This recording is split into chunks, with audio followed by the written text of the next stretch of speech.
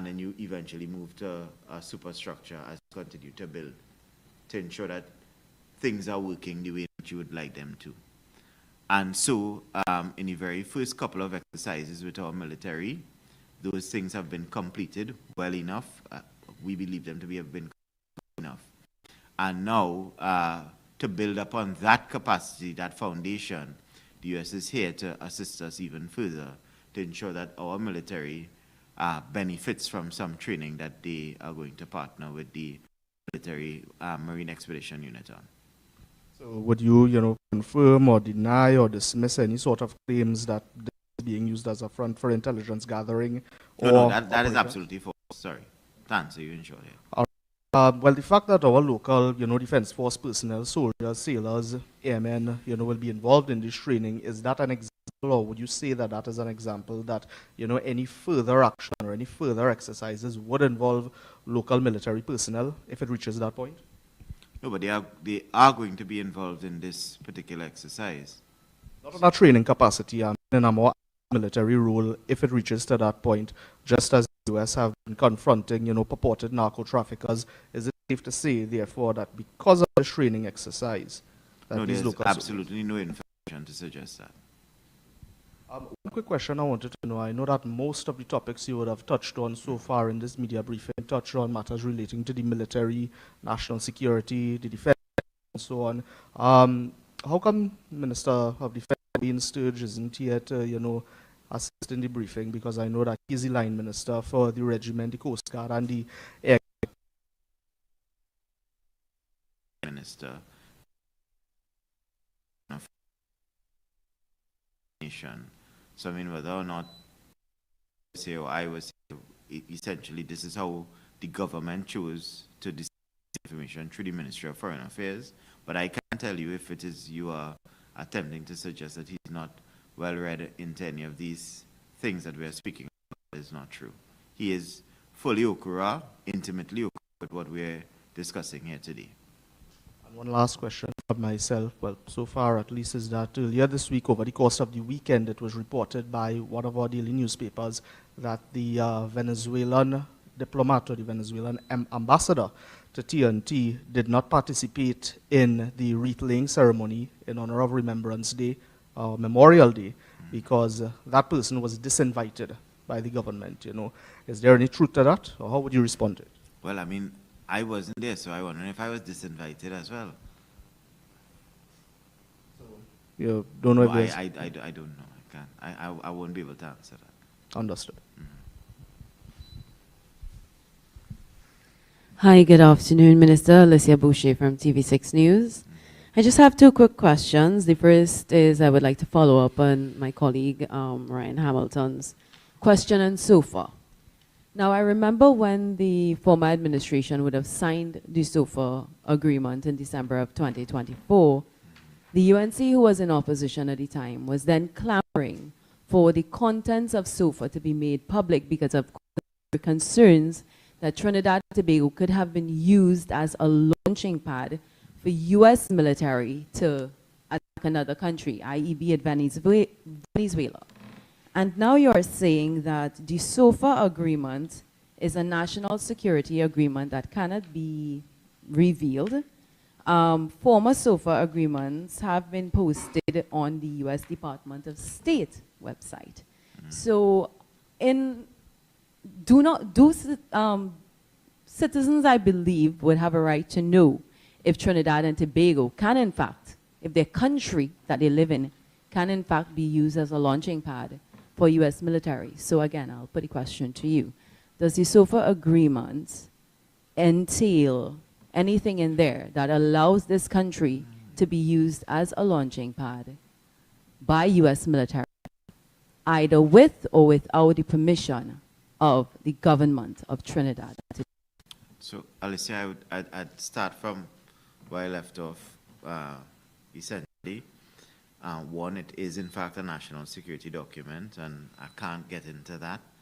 I do appreciate the juxtaposition with respect to some SOFA agreements being placed upon the U.S. State Department. You would well appreciate that their laws are not ours, and so we have laws that govern how security documentation or any information tethered to national security is supposed to be dealt with. And so we are abiding by that here. I can't speak for the U.S.'s position with respect to those things, but I would again reiterate then that it is a national security document. So I just have a quick question, and I don't know if you would be able to answer this. Yeah. In light of what you said, in light of the fact that a past UNC administration did also sign SOFA agreements, the PNM signed SOFA agreements, then why did the discussion come up for the document or the contents of the document to be made public if, in fact, both sides, whether it be now the opposition, which was then government, or the then opposition, which is now government, why did it come up for that to be made public? So you're asking me about I want to make sure we're clear, right? You're asking me about a question or some type of discussion that was had previously about the SOFA agreement and why the discussion was being had at that point in time. I'm not trying to be pejorative, I'm just trying to answer, right? And whilst we're having a totally different discussion on issues related to today, I am simply saying, or simply asking. No, I mean, essentially, just don't know if that's what you're asking. I didn't even get you clearly in terms of what you're asking. And I think that's the problem. I'm not getting you clearly as well, my dear. Okay, I'm saying that when the SOFA agreement was signed, the UNC did call for it to be made public. Right. Right? Knowing full well it's a national security document. Full well had prior. So I'm asking, if your argument is that it's a national security document and you cannot get to that, then why was that even asked for in the first place? Right. I suspect that even when it was asked for then, by the previous administration, was equivalent or mirrored exactly what I'm telling you today. And what I would say is that at the end of the day, sometimes when we make requests, it's because we believe then that we should procure some degree of information connected peripherally to the situation. I suspect from being members of the opposition, astutely as we then were, you being members of the media, astutely as you sit here now, you are asking the very same questions. Unfortunately, it does not change the answer. Okay, Minister, without going into the details of the SOFA agreement, can Trinidad and Tobago be used as a launching pad by any other military other than Trinidad and Tobago's military to launch an attack on any other sovereign country with or without the permission of the government of Trinidad and Tobago? No, in short, the answer to that is no. Okay, thank you so much, Minister. Second question. Now, you mentioned the drugs, you would have also mentioned guns. And there has been an argument for a very long time that most of the guns coming into Trinidad and Tobago actually comes in from the United States of America, which is now in international and Caribbean waters launching a war in what it calls drug cartels.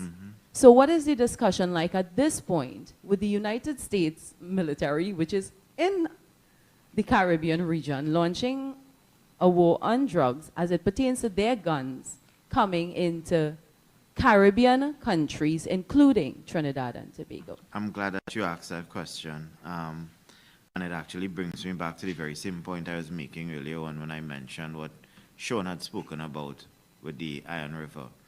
The concept of the I.A.N. River really does in fact deal with the majority of firearms in terms of some degrees of investigations coming from the U.S. In reality, what our statistics demonstrate to us is that firearms in this country come through both legal and illegal ports of entry.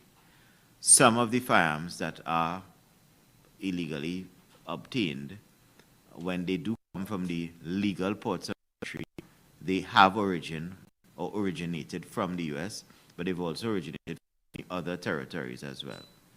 But in terms of the mass amount of illegal firearms that come into Trinidad, they come through illegal ports of entry.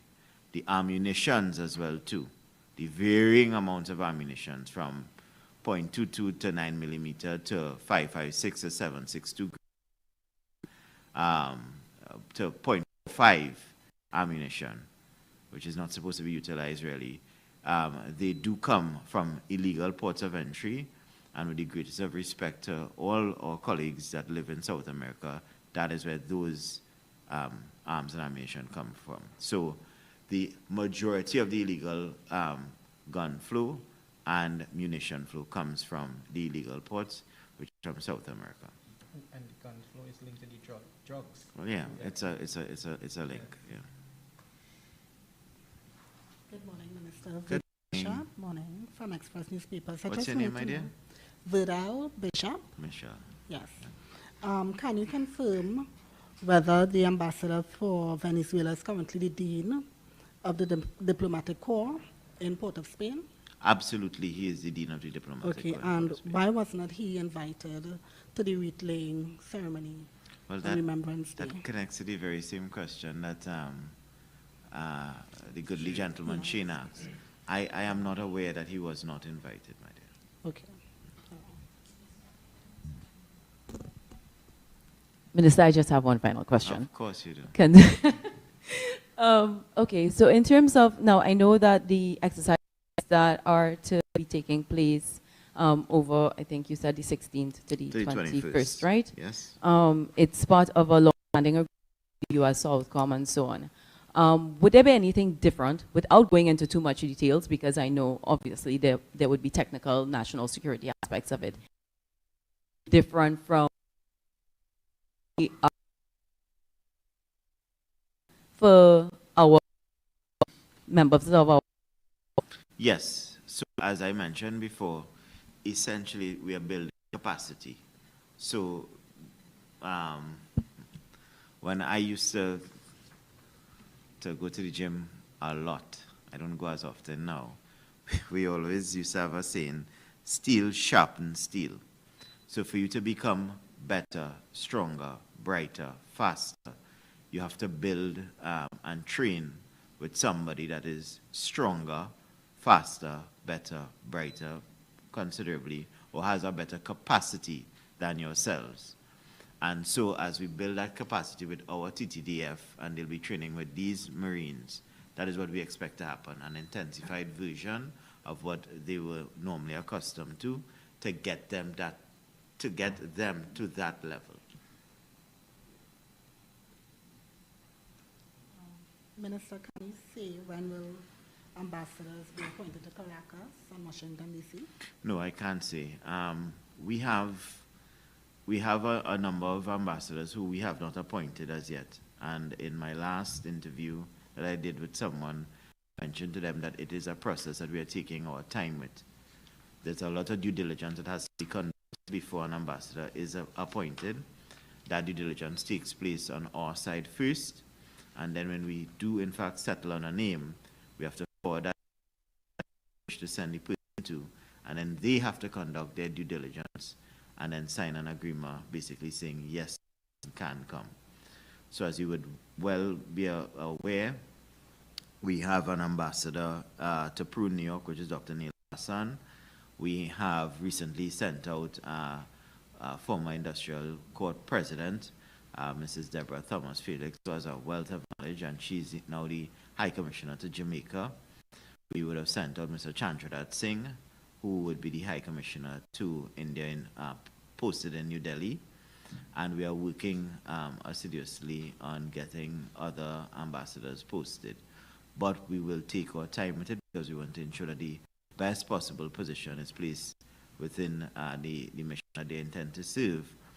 Also because in terms of what we have been guided and instructed to do by our Prime Minister with respect to this ministry, we are going to continue to advance the bedrock principles of foreign affairs or any affairs ministry, which is tethered to soft diplomacy, but we are also going to ramp up something called commercial diplomacy.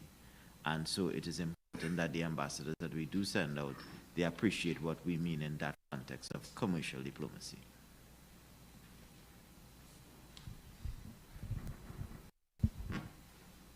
I just want to switch gears real quick. As you mentioned, the ambassador of Jamaica, I understand, the High Commissioner to Jamaica, I understand that she is in Jamaica right now Correct. with assisting with relief for Jamaica after Hurricane Melissa. Yes. Just give me an idea of how works are going on there.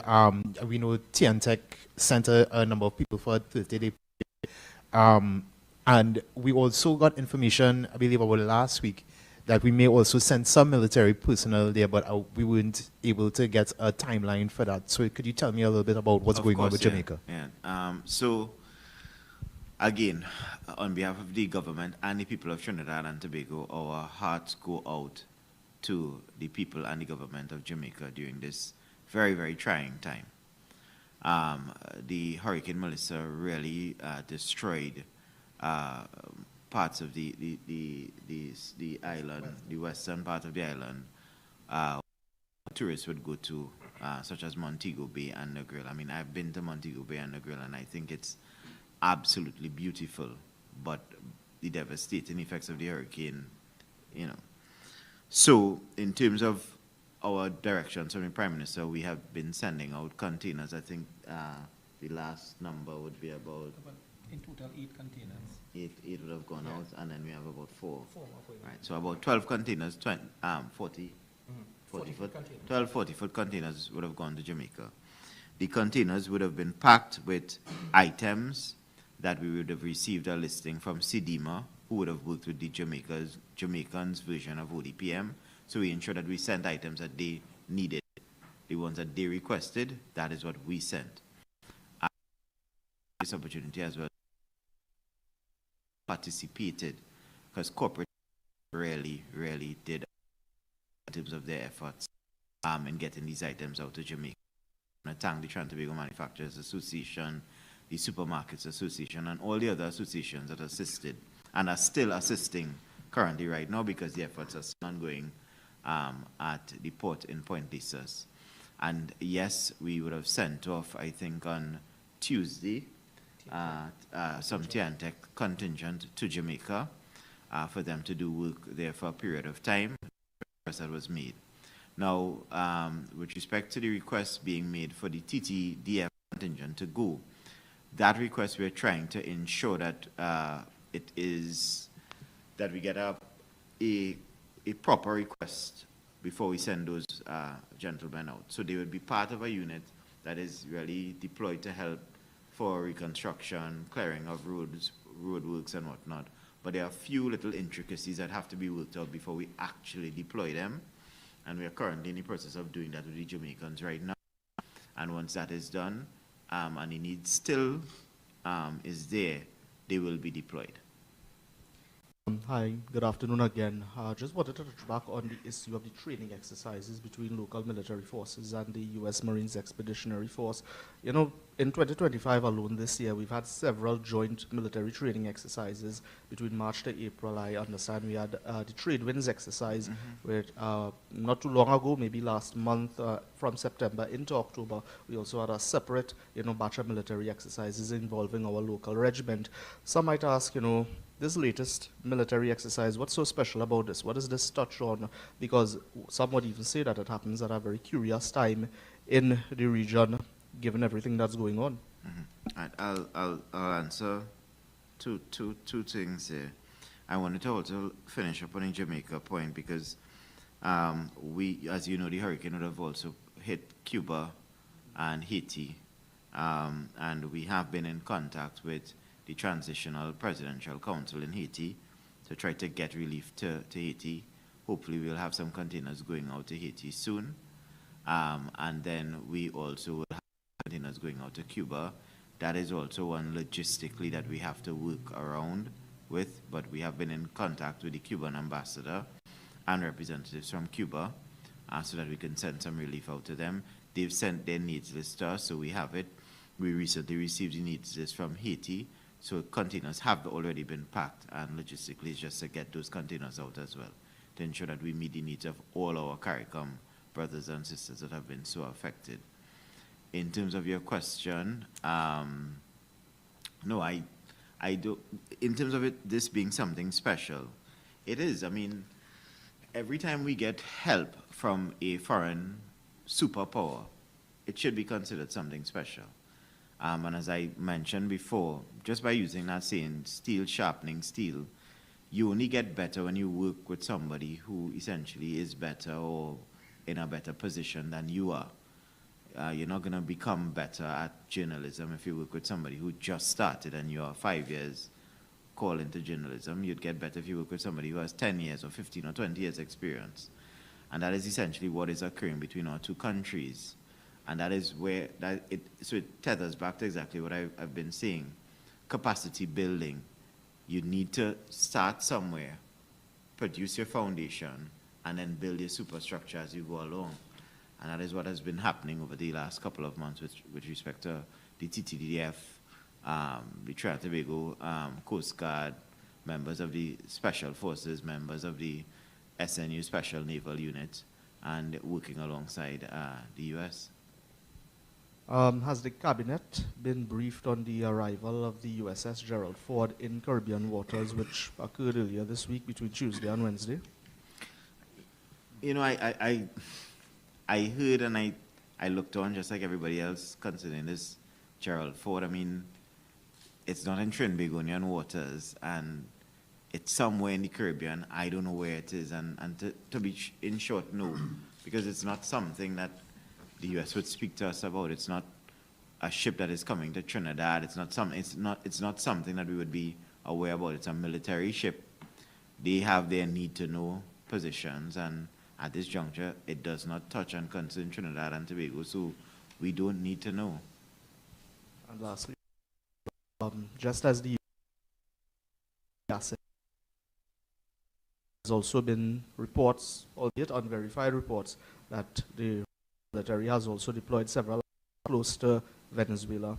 I know that Russia does have a consulate in Guyana, which serves as sort of a regional, liaison to the region between the Russian government and the Southern Caribbean.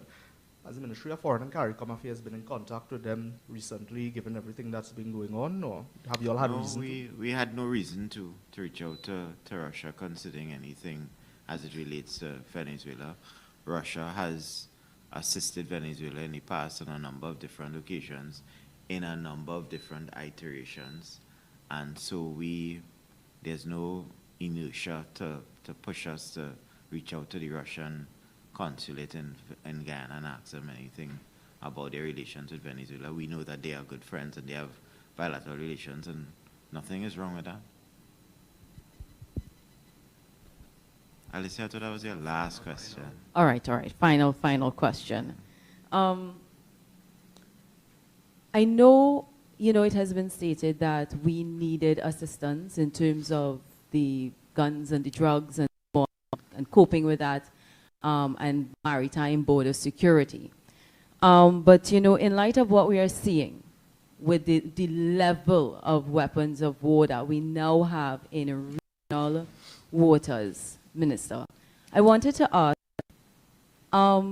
if with the narrative, there is also a narrative that this is part of wanting regime change in Venezuela, right?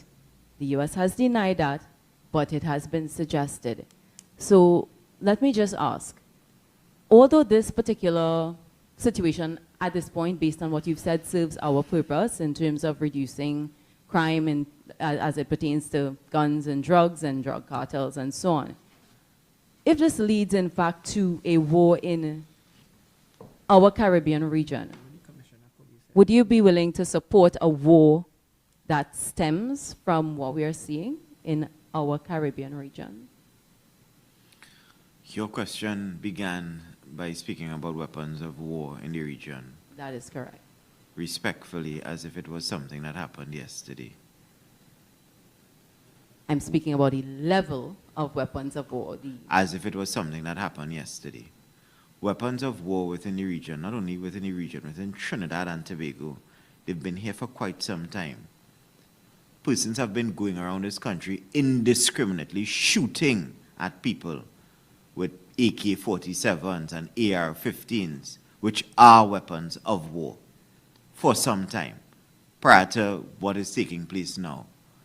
So I really can't understand. Just 1 second, my dear. I'll allow you after. And when that occurred, the previous administration came to the parliament and they asked for support to increase penalties with respect to these same weapons of war.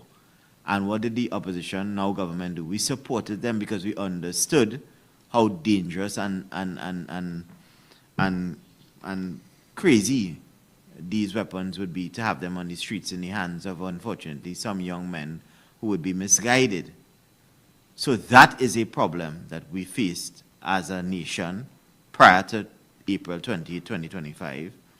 And it is a problem that we intended to deal with head on, the Prime Minister indicated when she got into office. We've been doing that. I can't recall the last time that I've heard or seen somebody spraying down a car or going into a neighborhood and doing a drive-by shooting and killing 6 people at the same time, or going on a football field where children are playing and killing people indiscriminately with these weapons that could shoot out 30-something rounds in less than 30 seconds or something like that. These things are not occurring anymore. So if what we're doing is having a tangible and positive effect to get rid of that problem, then thank God by all means that we're doing what we're doing. So, Minister, what I'm asking is, as much as that benefits our country, if this narrative that all of what we're seeing, the U.S. destroyers, I understand AK-47s and all of these things are weapons of war, to the level in the Caribbean pertains to the U.S. All of these big that you would see like in a war plaza that we're seeing here in the Caribbean region, Minister. If in fact this narrative that this is for regime change in Venezuela, and this leads to a war in our Caribbean region of that nature, not what you are referring to, which I'm sure all of the citizens are happy that, you know, crime and all of these things are down, right? Right, so I'm asking if that stems into a war of that nature, is that something, Minister, that you are willing to support? One, my dear, that question does not arise, it's conjecture. And two, the U.S. Apparatus, military apparatus, belongs to the United States government. If they feel to move it from the Southern Caribbean to the Pacific, they'll do that. If they feel to move it from the Pacific to the Antarctic, they will do that. If they feel to move it from the Antarctic to the South Pole, they will do that. We have absolutely no control where they decide to move these ships or submarines, as you say, to wherever they want to move them. They are saying, and they've said to the world, that the position is we are attacking narco-traffickers and transnational crime. They believe that moving around these ships may very well help them to do that. Well, then so be it. Essentially, then your question should be posed to them and not to Trinidad and Tobago, because the ships don't belong to us. We don't direct the ships where they need to go. We're not in control of their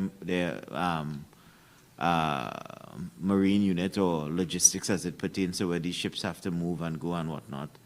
So, I mean, you know, I think that is a question that is kind of, it is in fact conjecture. But if it does spawn into that, which is conjecture again. Right, I'm just saying.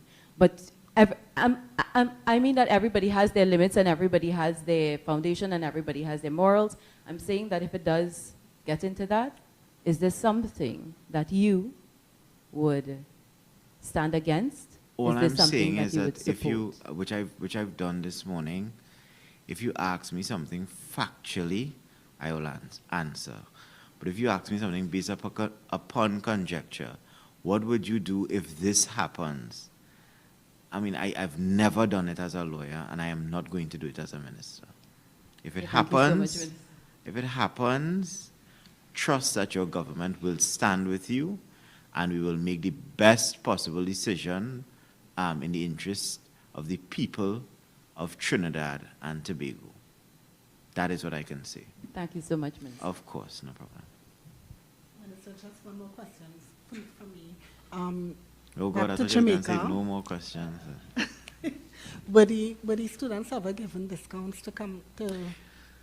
Yes, there was an arrangement that was worked out privately between Caribbean Airlines, because last time when I say, oh, they ask how much money I give the people, and I get, I mean, I think it's a private thing. We make sure that the Empress in Jamaica was well taken care of, so that the Jamaican students, Trinbagonian, and otherwise who requested help, our High Commission went out there and they assisted them, right? But in terms of an arrangement with respect to discounted rate, I am aware that some type of arrangement was worked out between Caribbean Airlines and the students and their family members. The extent of what that arrangement is, you would have to pose that question to Caribbean Airlines. All right, ladies and gentlemen, members of the media, thank you for joining us at the Ministry of Foreign and CARICOM Affairs today as we continue to update you on this government's partnership with our global allies to make sure that we can improve the welfare of our communities and citizens. So thank you again very much. Thank